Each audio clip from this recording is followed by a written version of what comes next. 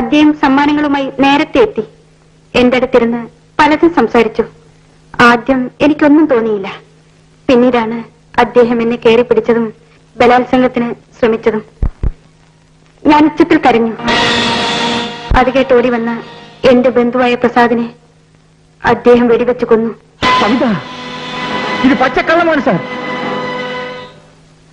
My lord, I want to cross examine. Proceed. ഇതിനു മുമ്പും ഇത്തരം സമീപനങ്ങൾ ഉണ്ടായിട്ടുണ്ടോ? ഇല്ല. പക്ഷേ സംഭവ ദിവസം അദ്ദേഹം മദ്യപിച്ചിരുന്നു. സ്ഥലകാല ബോധമില്ലാതെ സംസാരിച്ചിരുന്നു. നോട്ടത്തിൽ പോലും ഒരു സ്ത്രീ ലംബടന്റെ ആർത്തിയായിരുന്നു. ഇത് കള്ളമാണ് സാർ. ഞാൻ ഈ കുറ്റം ചെയ്തിട്ടില്ല. ആരോ കരുതി കൂട്ടി എന്റെ പേരിൽ കെട്ടിച്ചമച്ചതാണ്. സഹോദരിയോടെന്ന പോലെ പെരുമാറി വിശ്വാസം പിടിച്ചുപറ്റി വിഷയാസക്തിക്ക് ഇരയാക്കുകയാണ് ഇവിടെ സംഭവിച്ചിട്ടുള്ളത്.